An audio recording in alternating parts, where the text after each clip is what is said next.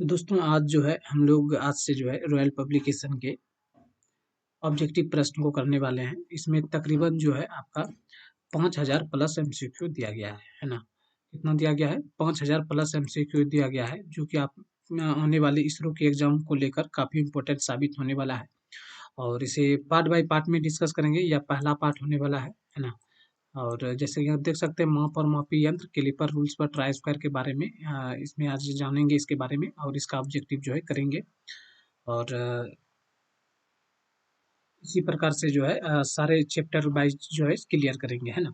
अगर आप इन प्रश्नों को कर ले जाते हैं तो फिर आप इसरो में जो है अच्छे प्रश्नों को सॉल्व कर पाएंगे और अच्छे से जो है कर ले जाएंगे, क्योंकि काफ़ी इंपॉर्टेंट सब प्रश्न दिए गए हैं, है ना? तो ये रॉयल पब्लिकेशन का है। तो चलिए इसमें हल्का सा प्रश्न में कहीं कहीं त्रुटि भी है, तो उसे भी देख लेंगे और सारी चीज़ को अच्छे से क्लियर करते हुए चले जाएंगे। तो चलिए शुरू करते हैं। पहला प्रश्न जो है स्टैंडर्ड स्टील रूल की अल्पतमांक कितनी होती है? यानी जो है list count of a standard steel rule.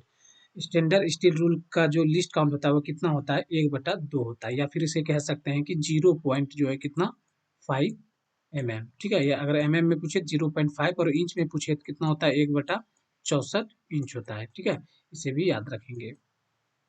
चलिए अगला है शार्प पर कीवेज की मार्किंग करने के लिए किस रूल का प्रयोग किया जाता है? यानी शार्प पे जो है अगर कीवेज यहाँ काटना है, उसकी मार्किंग करनी है, तो उसके लिए जो है किसका प्रयोग करेंगे? तो वहाँ जो है की सीट रूल का प्रयोग करेंगे, है ना? की सीट रूल का प्रयोग करेंगे, जो कि ऑप्शन डी में मिल जाता है। अगला प्रश्न है किसी बेलनाकार जॉब या पाइप पर उसके अक्ष के समांतर रेखाएं खींचने के लिए किस रूल का प्रयोग किया जाता है? तो वहाँ भी जो प्रयोग करेंगे वहाँ क्या करेंगे? की सीट रूल का प्रयोग करेंगे, है ना? तो ऑप्शन सी में मिल जाता है की सीट रूल, जो कि सही होगा। अगला 4 नंबर का प्रश्न है किसी ब्लाइंड हॉल यानी अंधे सुराख की गहराई चेक करने के लिए किसका प्रयोग करेंगे? और रूल डेप्थ गैज का प्रयोग करेंगे, जो कि डी में मिल जाता है।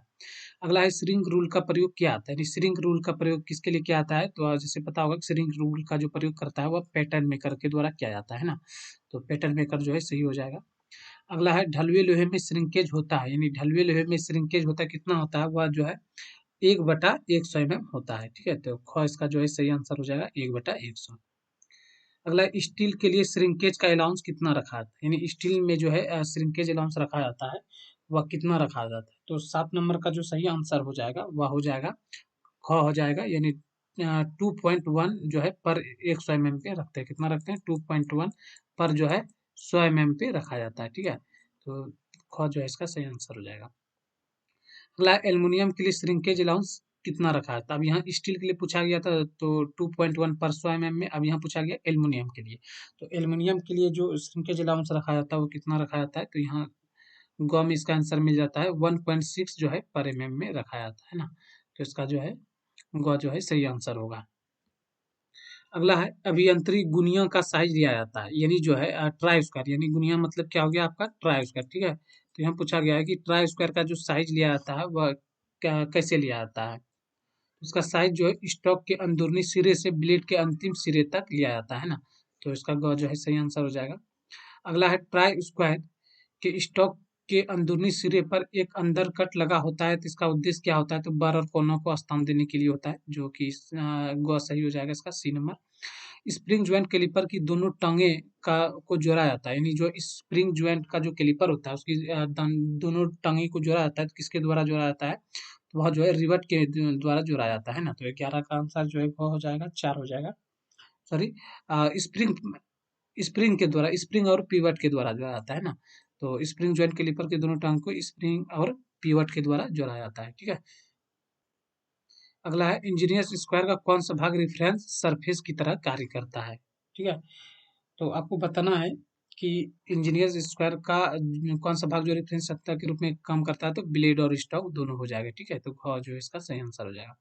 सॉलिड ट्राई स्क्वायर का ब्लेड स्टॉक के साथ जुड़ा होता है, यानी कि सॉलिड ट्राई स्क्वायर का ब्लेड जो है स्टॉक के साथ जुड़ा होता है, तो वो बताना है किसके माध्यम से जुड़ा होता है? तो वो यहाँ जो है हेडलेस रिवेट द्वारा जुड़ा होता है, जो कि ग सही आंसर हो जाएगा।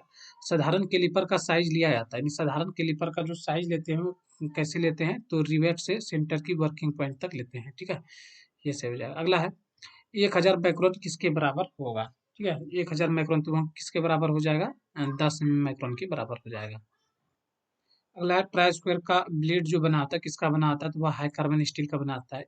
स्टैंडर्ड स्टील रूल बना होता है तो वो किसका बना होता है, स्टैंडर्ड स्टील रूल, तो यह जो है स्प्रिंग स्टील का बना होता है ना। 18 में मिलता है सेंटर हेड का प्रयोग क्या आता है, यानी सेंटर हेड का जो प्रयोग क्या आता है, किसके लिए क्या आता है, तो गोल जॉब का केंद्र यानी कि सेंटर ज्ञात करने के लिए सेंटर हेड का प्रयोग करते हैं। इनमें से सीट मेटल कार्यों के लिए कौन सा औजार है, यानी आपको बताना है कि सीट मेटल कार्यों के लिए जो प्रयोग करते हैं उनमें से कौन सा औजार है, तो यह एल स्क्वायर जो है कुछ इस प्रकार से एल शेप में होता है, इसका प्रयोग क्या आता है, तो ख में मिल जाता है, सही होगा। अगला है निम्नलिखित में से कौन सा अप्रत्यक्ष मापी औजार नहीं है, यानी कौन सा जो है इनडायरेक्ट मेजरिंग इंस्ट्रूमेंट नहीं है, तो यहाँ जो इसका सही आंसर हो जाएगा 20 का घ हो जाएगा हुक रूल, ठीक है। तो यह जो है अप्रत्यक्ष नहीं प्रत्यक्ष मापी औजार है। अगला है 100 mm लंबी सरफेस की समतलता चेक करने के लिए प्रयोग किया आता है, यानी 100 mm लंबी सरफेस की समतलता को चेक करना है तो इसके लिए जो है किसका प्रयोग करेंगे, तो वहाँ जो है स्ट्रेट एज का प्रयोग करेंगे, ठीक है। लेद बेड की समतलता का निरीक्षण किया जाता है, लेद बेड की समतलता का निरीक्षण किसके द्वारा किया जाता है, तो वहाँ जो कास्ट आयरन का स्ट्रेटेज द्वारा किया जाता है, तो ख में मिल जाता है। अगला है मृदु इस्पात के बने कैलिपरों को घिसने से, मुड़ने व टूटने से बचाने के लिए क्या जाता है, तो मृदु इस्पात का कोई कैलिपर है उसे घिसने या मुड़ने या टूटने के लिए अगर बचाना है तो उसके लिए किसका प्रयोग करेंगे, तो वहाँ जो है मृदु इस्पात का क्या करते हैं, माइल्ड स्टील में केस हार्डनिंग किया जाता है। प्रोटेक्टर हेड के किस भाग पर मैन स्केल बना होता है, यानी आपको बताना है कि प्रोटेक्टर हेड के किस भाग पे जो है मैन स्केल बना होता है, तो वह जो है मैन स्केल किस पे होता है, डिस्क पे होता है ना, तो सही हो जाएगा डिस्क। अगला है सेंटर हेड का प्रयोग क्या आता है, यानी सेंटर हेड का प्रयोग किसके लिए किया जाता है, तो वहाँ जो वर्गाकार जॉब का केंद्र ज्ञात करने के लिए सेंटर हेड का प्रयोग किया जाता है। अगला है वी ब्लॉक का साइज लिया जाता है, यानी वी ब्लॉक का जो साइज लिया जाता है वो किसके द्वारा लिया जाता है, तो लंबाई ऊंचाई और चौड़ाई तीनों से लिया जाता है।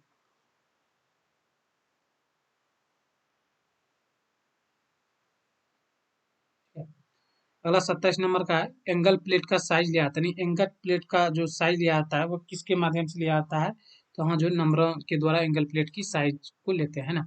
निम्न में से अप्रत्यक्ष मापी यंत्र कौन सा है, अप्रत्यक्ष मापी, ठीक है। तो 28 का जो हो जाएगा उपरोक्त सभी, ये सभी जितने दिया गया है सभी जो है अप्रत्यक्ष मापी औजार के उदाहरण है। अगला निम्न में से अप्रत्यक्ष मापी यंत्र है, इनमें से कौन सा जो है अप्रत्यक्ष मापी यंत्र है, ठीक है। तो इसका जो सही आंसर हो जाएगा उपरोक्त सभी हो जाएगा, यानी कि ये सभी जितने भी है अप्रत्यक्ष मापी यंत्र है। अगला है इनसाइड कैलिपर की दोनों टांगें मुड़ी होती है, तो इसका सही आंसर जो हो जाएगा वह क्या हो जाएगा, ख हो जाएगा 45 डिग्री पर बाहर की ओर इनसाइड माइक्रोमीटर की टांगें मुड़ी होती है ना। अगला है किसी तंग झिर्री की चौड़ाई चेक करने के लिए से किसका प्रयोग किया जाता है, ठीक है। कोई यानी स्लॉट जो है तंग स्थान है उसका जो है चौड़ाई को चेक करना है तो हम वहाँ प्रयोग करेंगे कौन सा, नैरो रूल का प्रयोग किया जाता है। अनियमित आकार की वर्कपीस की साइज को चेक करने के लिए निम्न में से किस रूल का प्रयोग किया जाता है, तो वहाँ जो है फ्लेक्सिबल रूल का प्रयोग करेंगे, है ना। अनियमित आकार की वर्कपीस साइज के अगर चेक करना है तो किस रूल का प्रयोग करेंगे, फ्लेक्सिबल रूल का। श्रिंक रूल का इंच वास्तविक इंच से बड़ा होता है, वह कितना बड़ा होता है ना, तो 33 का सही आंसर हो जाएगा 1/16 से लेकर 3/16 प्रति फुट बड़ा रखते हैं ना, तो सी जो है इसका सही आंसर हो जाएगा। अगला है रूल द्वारा सही माप लेने के लिए क्या होना चाहिए, कि रूल का जो है कम से कम पतला होना चाहिए, अगर सही माप लेना है तो इसके लिए जो है कम से कम पतला होना चाहिए। साधारण कैलिपर की धातु होती है, यानी साधारण जो कैलिपर होता है उसकी जो धातु होती है वह कैसी होती है, तो हाई कार्बन स्टील की बनी होती है। तो हर रोज जो है आपको इसी तरह से वीडियो मिलता रहेगा, है ना। चैनल पे पहली बार आए तो चैनल को सब्सक्राइब जरूर करके और साथ में वीडियो को शेयर जरूर करें, ठीक है। चलिए इस वीडियो में इतना ही।